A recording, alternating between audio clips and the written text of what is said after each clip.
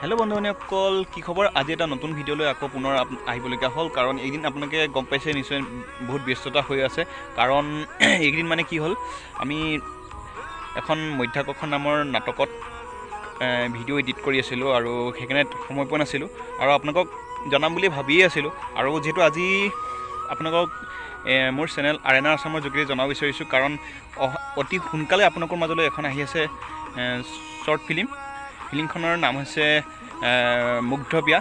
মুগ্ধপিয়াখনত অভিনয় কৰিছে বহুকেইজন শিল্পী, আপোনালোকে সকলোকে চিনি পাবই নিশ্চয় আৰু লগতে ময়ো থাকিম কাহিনীটোত। তিনিজনী ছোৱালী আৰু বাকীখিনি আমি ল'ৰা আছোঁ আৰু ডাঙৰ মানুহকো দেখাবলৈ চেষ্টা কৰিম কাৰণ এটা দুখীয়া পৰিয়ালৰ কাহিনী দেখুৱাব লাগিব নহয় জানো। আমি শ্বুটিং প্লেচত দেখুৱাব চেষ্টা কৰিম আপোনালোকক নেক্সট ভিডিঅ'টোত। চাই থাকিব আমাৰ চেনেল আৰেনা আসাম আৰু আমি দেখুৱাব বিচাৰিছোঁ আমাৰ ভাইটি এটা আছে, মোৰ লগত আছে, সি মেইন হিৰ' অভিনয়টো কৰিছে।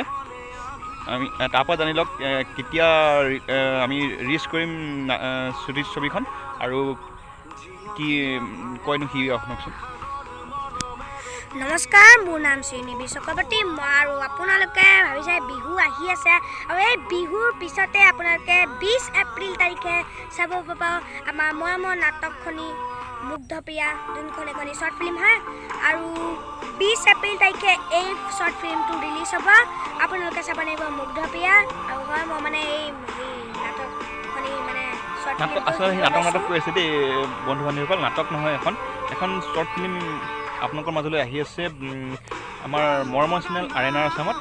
সি মেইন হিৰ'টো কৰিছে আৰু আচলতে থাকিব, আমি আপোনালোকক দেখুৱাব চেষ্টা কৰিম। অতি সোনকালে আহি আছে আপোনালোকৰ মাজলৈ এইবাৰ 2025 চনৰ বহাগ বিহুৰ উপলক্ষে, য'ত এজন উদীয়মান কণ্ঠশিল্পী ৰবীন প্ৰসাদে অভিনয় কৰিব আৰু লগতে থাকিব সকলোৰে পৰিচিত হাস্য